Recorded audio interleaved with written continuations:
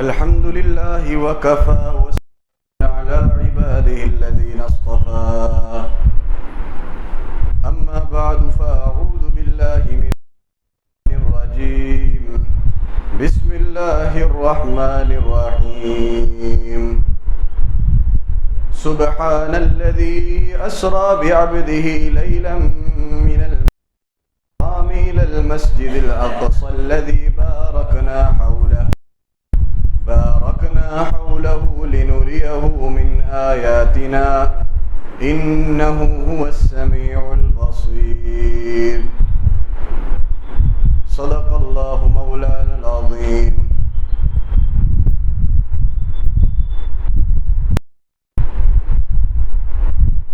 آج کل جو حالات چل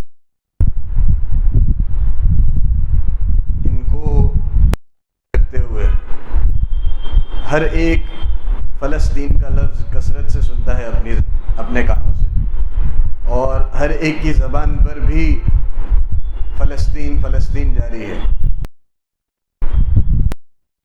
لیکن ایک مسلمان کے تعلق سے وہ زمین ہم سے کیسے تعلق رکھتی ہے. مسلمانوں کی ایک بہت بڑی تعداد سے غافل ہے. یہ بات ان طور پر جاننا ضروری ہے.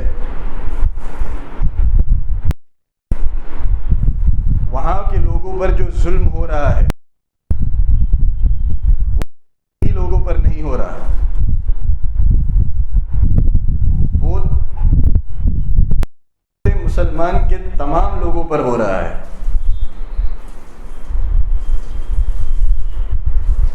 اور ہمارا بھی اس زمین کے ساتھ اتنا ہی تعلق ہے جتنا ان لوگوں کا ہے جو وہاں پر لڑ رہے ہیں.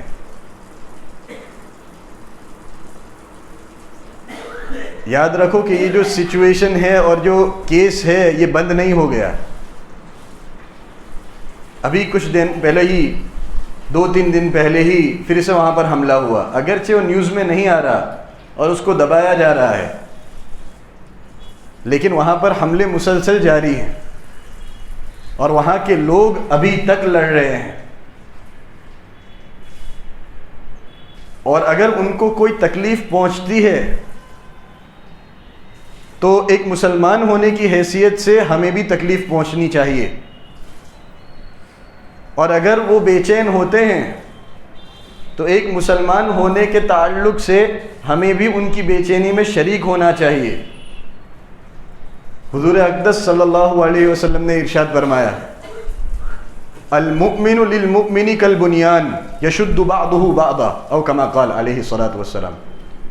ایک مسلمان دوسرے مسلمان کے لیے ایسا ہے جیسے کہ ایک عمارت کے حصے ہوتے ہیں، وہ ایک دوسرے کو جس طرح سپورٹ کرتے ہیں اور مضبوط کرتے ہیں، اسی طرح ایک مسلمان دوسرے مسلمان کو مضبوط کرتا ہے اور سپورٹ کرتا ہے. ایک دوسری جگہ فرمایا کہ المؤمنون کجسد الواحد ان اشتکا عینہ اشتکا کلہ وان اشتکا رأسہ اشتکا کلہ. جتنے بھی مسلمان ہیں وہ ایک جسم کی مانند ہیں، ایک ہی بدن کے مانند ہیں، کہ اگر بدن کے کسی عضو میں اس آدمی کو تکلیف پہنچتی ہے تو سارا بدن وہ تکلیف محسوس کرتا ہے. اگر آنکھ میں کوئی تکلیف ہوتی ہے تو پورا بدن بے چین رہتا ہے. اگر سر درد کرتا ہے تو پورا بدن اضطراب کی کیفیت میں رہتا ہے.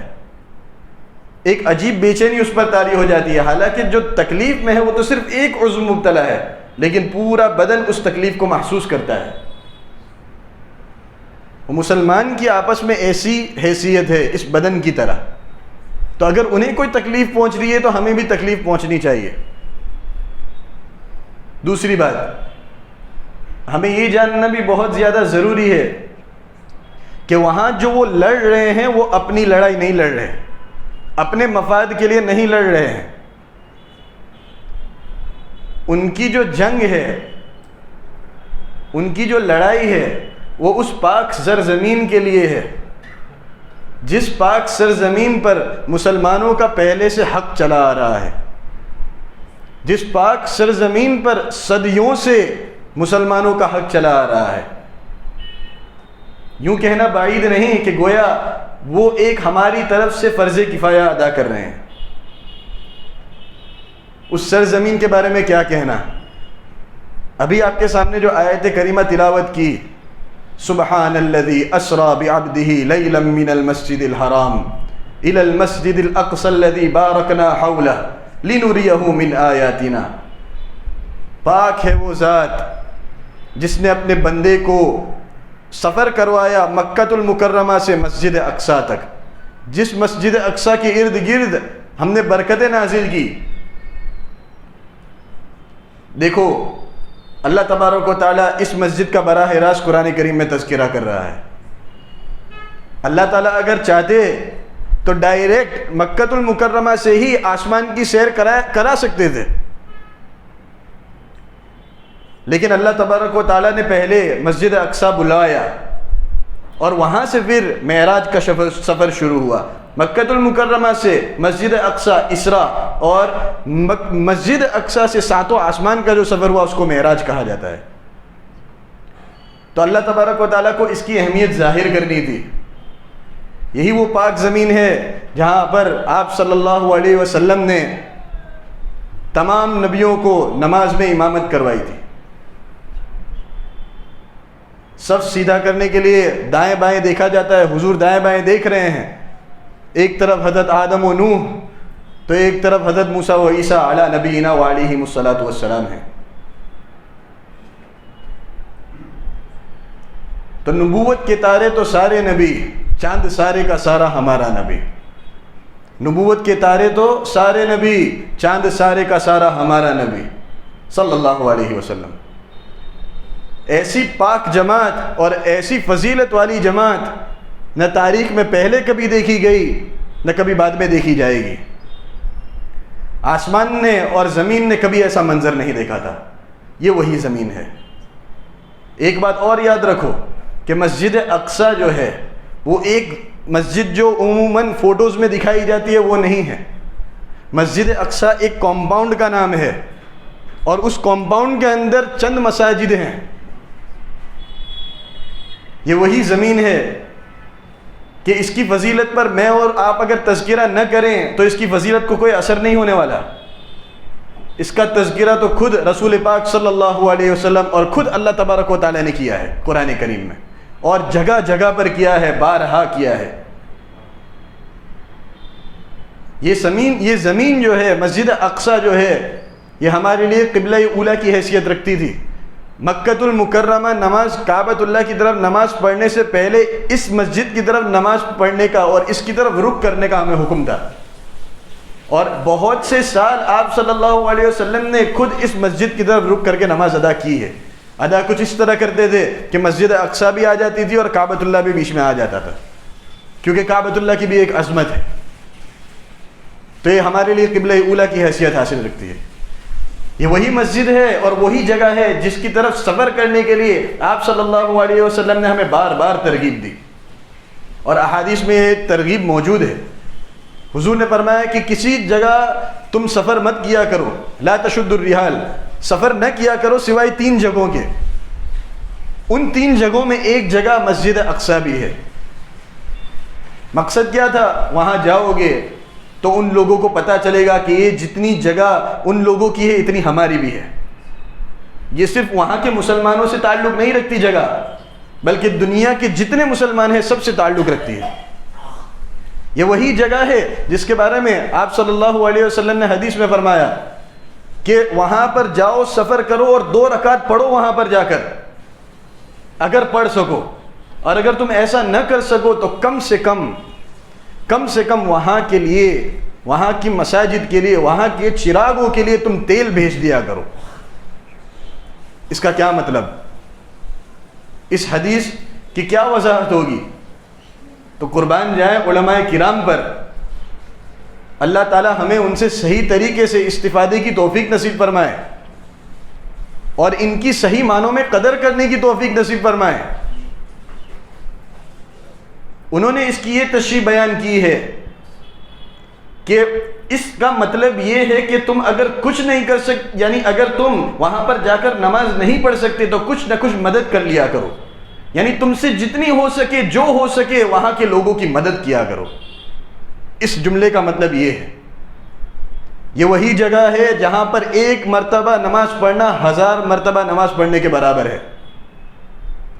یہ وہی جگہ ہے کہ حرمین شریفین، مسجد حرام اور مسجد نبوی کے بعد اگر کسی مسجد کا نمبر آتا ہے تو مسجد اقصیٰ کا آتا ہے، یعنی مسجد حرام اور مسجد نبوی کے بعد فوراً لسٹ پر مسجد اقصیٰ ہے۔ یہ وہی جگہ ہے کہ جس کی طرف حضرت عمر رضی اللہ تعالیٰ عنہ نے سفر کیا تھا۔ حضرت عمر رضی اللہ تعالیٰ عنہ کون؟ حضرت عمر رضی اللہ تعالیٰ عنہ کون کہ دیگر تمام صحابہ یہ مرید نبی، اور حضرت عمر رضی اللہ تعالیٰ عنہ مراد نبی۔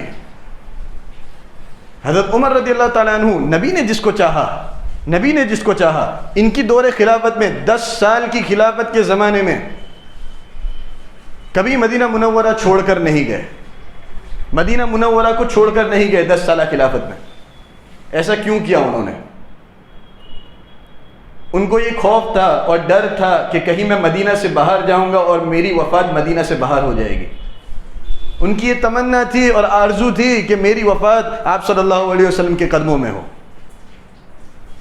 باقاعدہ اس کے لیے دعا کا اہتمام کیا کرتے تھے، اللہم ارزقنا شہادۃ فی سبیلک واجعل موتی ببلد رسولک فی بلد رسولک، کہ مجھے تیرے راستے کی موت نصیب فرما اور تیرے محبوب کے شہر میں میری وفات مقدر فرما۔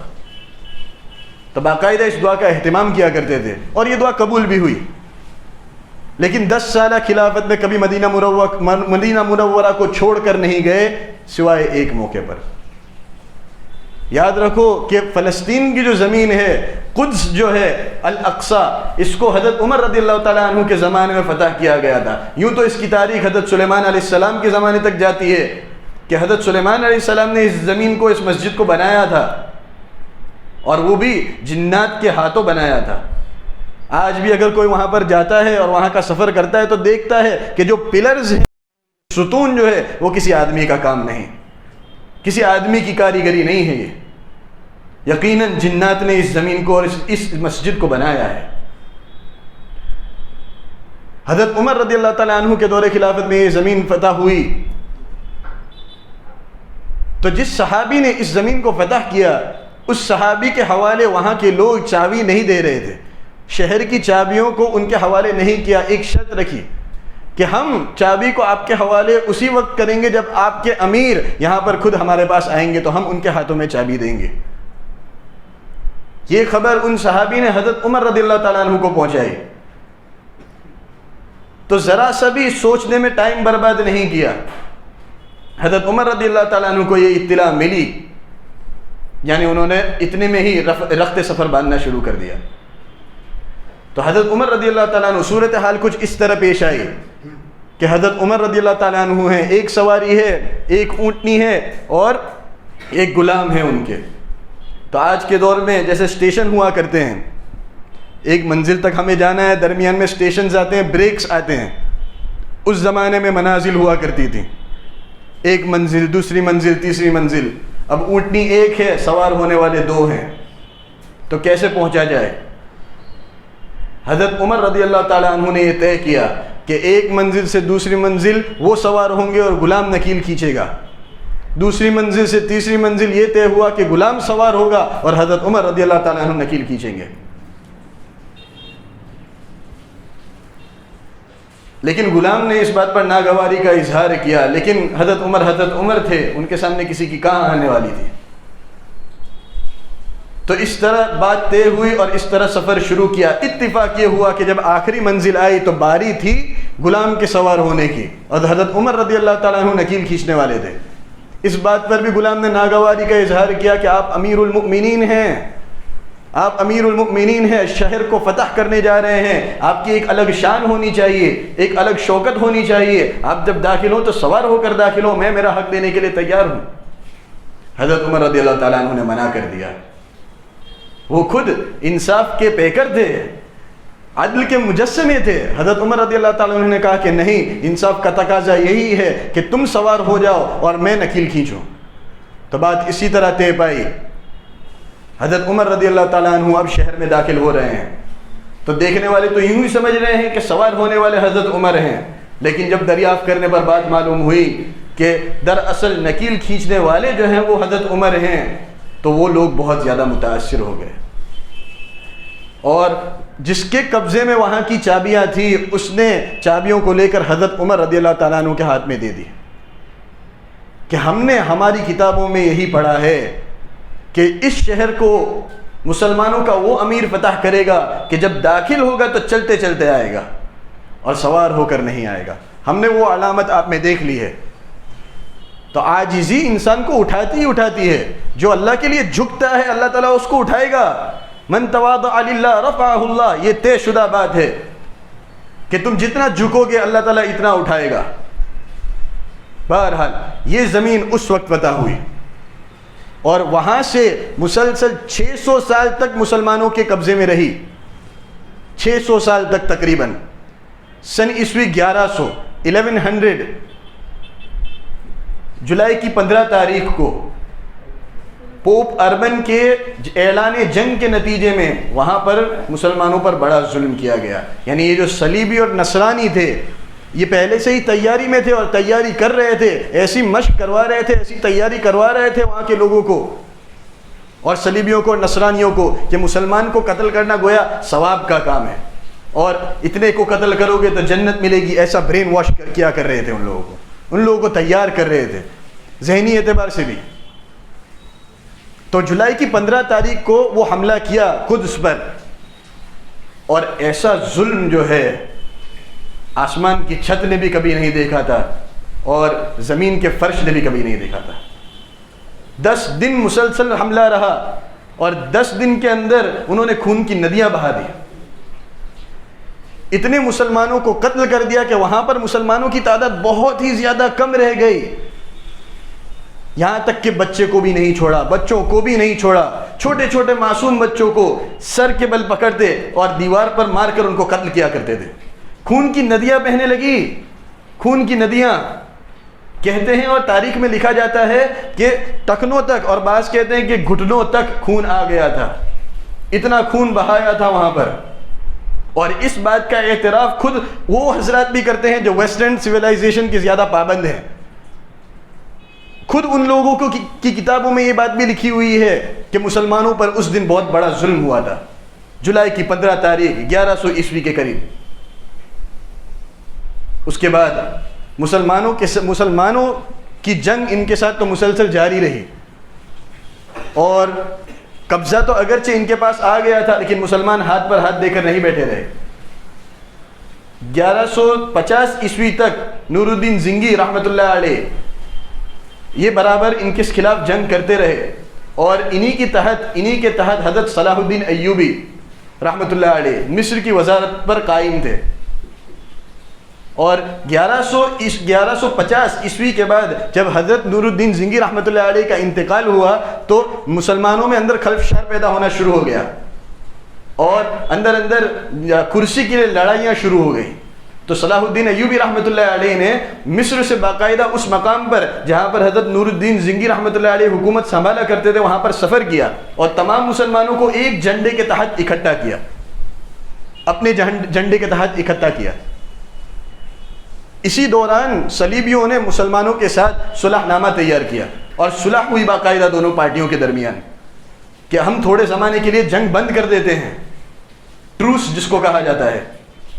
تو یہ طے پایا۔ اب حضرت صلاح الدین ایوبی رحمۃ اللہ علیہ کو تو بڑا اچھا موقع مل گیا کہ یہ اچھا موقع ہے مسلمانوں کو جمع کرنے کا، مسلمانوں کو جمع کرنے کا ایک اچھا موقع ہے، ان کے اندر اتحاد پیدا کرنے کا ایک بہت سنہرا موقع ہے۔ تو اس دوران انہوں نے دیگر ممالک کے بھی مسلمانوں کو جمع کرنا شروع کیا، اور ایک بہت بڑا لشکر تیار کرنا شروع کر دیا۔ اور جس موقع کا حضرت صلاح الدین ایوبی رحمۃ اللہ علیہ کو انتظار تھا وہ بالآخر ہو گیا کہ صلح نامہ کو توڑنے والی پارٹی جو تھی وہ کرسچن کی پارٹی تھی، نصارا نے توڑا تھا یہ صلح نامہ۔ اور کس طرح توڑا تھا؟ کس طرح توڑا تھا یہ صلح نامہ؟ تو مکہ اور مدینہ پر حملے کرنے کا ارادہ انہوں نے کیا تھا، اور انہوں نے ارادہ کیا کہ وہاں پر حملہ کریں گے، اور اس بات کا بھی ارادہ کیا تھا کہ جس قافلے میں ان کے خیال کے مطابق اس قافلے میں حضرت صلاح الدین ایوبی رحمۃ اللہ علیہ کی بہن ہے، تو اس قافلے پر بھی حملہ کرنے کا چونکہ ان کا ارادہ تھا، یہ اطلاع حضرت صلاح الدین ایوبی رحمۃ اللہ علیہ کو پہنچی، تو پتہ چل گیا صاف طور پر کہ اب صلح نامہ انہوں نے توڑ دیا ہے، بہت بڑا لشکر تیار کیا، بہت بڑا لشکر، اور سیدھے جا کر وہاں کے قدس کے باہر اپنے لشکر کو قائم کر دیا، اور وہاں پر صف بندی شروع ہو گئی۔ سامنے ان کا لشکر بھی تھا، لیکن بڑی حکمت و دانائی سے، جس کے تفصیل کا ابھی موقع نہیں ہے، بڑی حکمت و دانائی سے وہاں سے اس لشکر کو ایک الگ جگہ متوجہ کیا، وہاں پر جا کر ان کو تھکا کر ان کو شکست فاش دی، بڑی ہوش مندی سے اور عقل مندی سے وہاں پر ان کو ہرایا اور ان کو شکست دی۔ پھر بالآخر اب قسطنطنیہ، اب قدس میں، فلسطین میں، جس کو جروسلم کہا جاتا ہے، وہاں پر اب کوئی باقی نہیں رہا تھا، صرف وہاں پر جا کر اب اس شہر کو فتح کرنا تھا۔ تو دیکھو یہ واقعہ جو ہے حضرت صلاح الدین ایوبی رحمۃ اللہ علیہ کے فتح کرنے کا، نور الدین زنگی رحمۃ اللہ علیہ کا انتقال 1150 عیسوی، اور ان کے فتح کرنے کا واقعہ اس کے تقریباً 40 سال کے بعد، یعنی ان مسلمانوں کے قبضے سے یہ زمین کھینچی گئی تھی اور ان پر نصارہ کا قبضہ ہو چکا تھا، لیکن 90 سال کی پیریڈ میں اس کو واپس مسلمانوں نے لے لیا، یعنی ان کا جو قبضہ تھا فقط ان 90 سال تک تھا، 90 سالوں تک تھا۔ بالآخر حضرت صلاح الدین ایوبی رحمۃ اللہ علیہ نے اس کو فتح کیا، اور فتح کرنے کی شان بھی بڑی عجیب تھی۔ کس طرح فتح کیا؟ وہاں پر جب داخل ہوئے تو وہاں کے لوگوں نے، اور وہاں کے لوگوں میں ایک الگ ماحول طاری تھا، اور ایک خوف اور وحشت کا عالم طاری تھا ان پر کہ ہم سے اب بدلہ لیا جانے والا ہے، ہم پر بھی وہی معاملہ، ہم سے بھی وہی معاملہ کیا جائے گا جو ہمارے باپ داداؤں نے مسلمانوں کے ساتھ کیا تھا، یعنی ہم پر، ہمارے ساتھ بھی خون خرابہ ہوگا۔ آج بدلے کا دن ہے، گویا تمام کے تمام لوگوں پر ایک سناٹا طاری تھا۔ حضرت صلاح الدین ایوبی رحمۃ اللہ علیہ وہاں پر داخل ہوتے ہیں، اور ان سے سوال کیا جاتا ہے کہ آپ کا ہمارے لوگوں کے ساتھ معاملہ کیا ہوگا؟ تو انہوں نے اس دن سنت نبوی کو زندہ کیا، اور آپ صلی اللہ علیہ وسلم کی زندگی کو اس زمانے میں بھی روشن کیا کہ جس طرح میرے نبی پاک صلی اللہ علیہ وسلم نے فتح مکہ کے روز تمام لوگوں کو جمع کیا تھا، اور تمام لوگوں کا اس دن بھی یہی خیال تھا کہ آج بدلہ لیا جائے گا، آج ہمارے کرتوتوں کی ہمیں سزا ملے گی، جو ظلم ہم نے کیا ہے اس کا آج بدلہ دیا جائے گا ہم سے۔ لیکن اس وقت بھی حضور پاک صلی اللہ علیہ وسلم نے سب کے گمان کے خلاف کہا کہ میں بھی آج تم سے وہی معاملہ کروں گا جو یوسف نے اپنے بھائیوں سے کیا تھا، اور ان سے جس طرح یوسف نے جو جملہ کہا تھا میں بھی تم لوگوں سے وہی جملہ کہتا ہوں کہ انتم الطلقاء لا تثریب علیکم اليوم، جاؤ آج تم سب آزاد ہو، تم پر کوئی پکڑ دھکڑ نہیں، میں بھی تمہیں معاف کرتا ہوں، یغفر اللہ لکم وہو ارحم الراحمین، اور امید ہے کہ میرا پروردگار بھی تمہیں معاف کر دے گا، اور وہ رحم کرنے والوں میں سب سے زیادہ رحم کرنے والا ہے۔ یہ اخلاق تھے کہ آپ صلی اللہ علیہ وسلم نے دشمنوں کو معاف کر دیا، آپ صلی اللہ علیہ وسلم نے اخلاق کا ثبوت پیش کر دیا اور بتا دیا دنیا کو کہ اخلاق اگر ہوتے ہیں تو ایسے ہوتے ہیں۔ صلاح الدین ایوبی رحمۃ اللہ علیہ نے تقریباً اسی طرح ان کی سنت کو دوبارہ زندہ کیا اور تمام لوگوں کو معاف کر دیا، فرمایا کہ میں صلاح الدین ہوں، میں دین کی کامیابی ہوں، مجھے یہ زیبا نہیں دیتا کہ میں اندر آ کر بدلہ لوں۔ تو مسلمان جو بڑے ہیں وہ اپنے اخلاق کی وجہ سے بڑے ہیں، اپنی تلوار کی وجہ سے نہیں بڑے۔ اخلاق جو ہے، اخلاق انہوں نے مسلمانوں کو بڑھایا ہے۔ تو اس وقت سے لے کر حضرت عمر رضی اللہ تعالیٰ عنہ کے زمانے سے تقریباً 600 سال ہمارے قبضے میں یہ زمین رہی ہے، اس کے 90 سال کے پیریڈ میں ہم سے یہ زمین چھین لی گئی اور ہم سے یہ قبضہ چھین لیا گیا، لیکن پھر سے حضرت صلاح الدین ایوبی رحمۃ اللہ علیہ نے تقریباً 1200 عیسوی سے لے کر اب تک مسلمانوں کے قبضے میں برابر جاری ہے، اور یہ ہماری زمین ہے، ہماری زمین ہے۔ تو ہمیں اب کیا کرنا ہے؟ ہمیں اب کیا کرنا ہے؟ وہاں پر ظلم ہو رہا ہے، اس کے نتیجے میں ہم کیا کر سکتے ہیں؟ پہلے تو ایاک نستعین پر عمل کرنا ہے، ایاک نستعین پر عمل کرنا ہے، دعا مانگنی ہے، خلوص دل سے دعا مانگنی ہے، کیونکہ دعا جو ہوتی ہے یہ مسلمانوں کا ہتھیار ہے، دعا جو ہے مسلمانوں کا ہتھیار ہے۔ دل سے دعا مانگو، اس کے لیے، اس جگہ کے لیے دل سے دعا مانگو، کیونکہ اگر کچھ ہو سکتا ہے تو اللہ ہی کرے گا، دنیا کی کوئی طاقت نہیں کر سکتی۔ ایاک نستعین، تجھ ہی سے ہم مدد طلب کرتے ہیں۔ اس کے بعد کیا کرنا ہے؟ ایاک نعبد والے پہلو پر عمل کرنا ہے، اسی کی عبادت کرو، اسی کے بن کر رہ جاؤ، اسی کے بن کر رہ جاؤ۔ اسرائیل کے تمام پروڈکٹس کو بوائیکاٹ کرو، یوں مت سمجھو کہ میرے کرنے سے کیا ہوگا، کم سے کم اللہ تعالیٰ کو منہ دکھانے کے لائق تو رہو گے کہ مجھ سے جو کچھ ہوا میں نے کیا، مجھ سے جو کچھ ہوا میں نے کیا۔ تم اس گولی کی ہرگز فنڈنگ نہ کرو جو گولی تمہارے مسلمان بھائی کے سینے کو چیر کر جانے والی ہے۔ تم پیسہ دو گے، وہاں پر فنڈنگ ہو رہی ہے، اس گولی سے تمہارے مسلمان بھائی کا سینہ چیرا جائے گا۔ ہرگز اس گولی کی فنڈنگ نہ کرو جو کسی کے ماں باپ کو، کسی کے بھائی بہن کو، کسی کے رشتہ دار کو اس سے چھین لے۔ ہرگز اس گولی کی فنڈنگ نہ کرو جو کسی کے بچے کو یتیم کر دے یا کسی کی بیوی کو بیوہ کر دے۔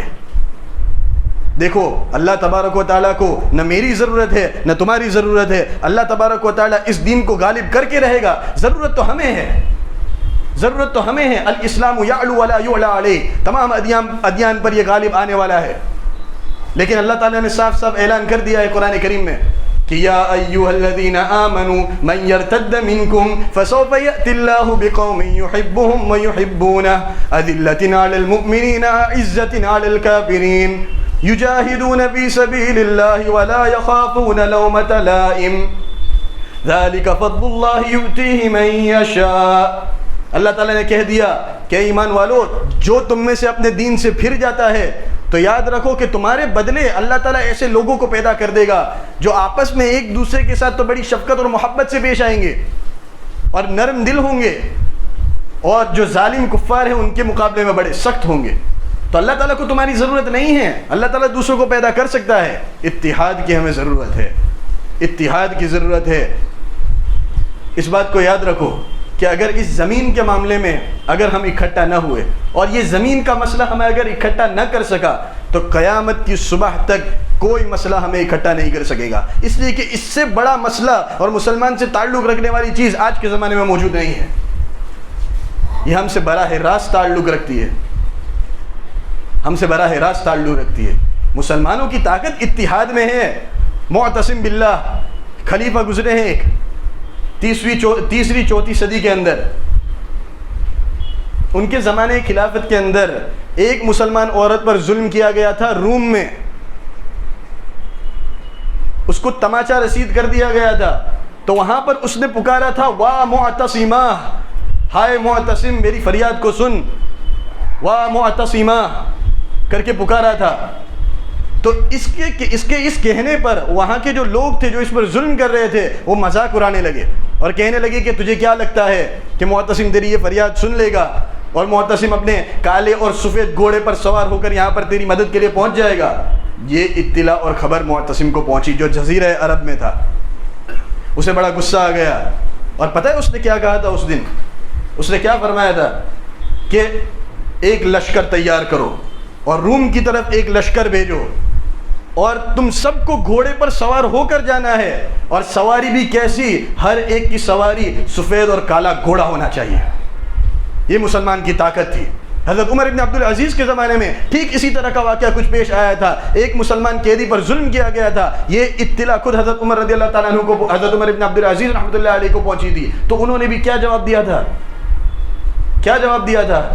ایک خط لکھا تھا اس روم کے بادشاہ کی طرف جہاں پر یہ ظلم ہوا تھا، اور اس خط میں یہ لکھا تھا کہ اس خط کو نیچے رکھنے سے پہلے اس مسلمان قیدی کو آزاد کر دینا، ورنہ اتنا بڑا لشکر بھیجوں گا جس کی ابتدا وہاں ہوتی ہے جہاں پر میں کھڑا ہوں اور انتہا وہاں ہوگی جہاں پر تو کھڑا ہے۔ مسلمان کی یہ طاقت تھی۔ اتحاد اگر ہوتا ہے تو اللہ تبارک و تعالیٰ کسی کی کوئی مجال نہیں کہ تمہیں آ کر توڑ سکے۔ یا ایھا الذین آمنوا لا تنازعوا فتفشلوا وتذهب ريحكم واصبروا ان اللہ مع الصابرین۔ اتحاد میں طاقت ہے. ایک شعر کے اگر اپنی بات کو ختم کر دیتا ہوں کہ منفعت ایک ہے اس قوم کی نقصان بھی ایک.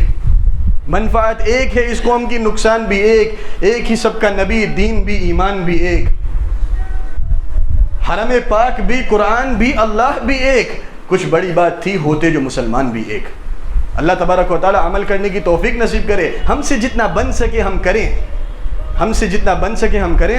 اللہ تبارک و تعالی ہمیں عمل کرنے کی توفیق عطا فرمائے. آمین. وآخر دعوانا الحمدللہ رب العالمین.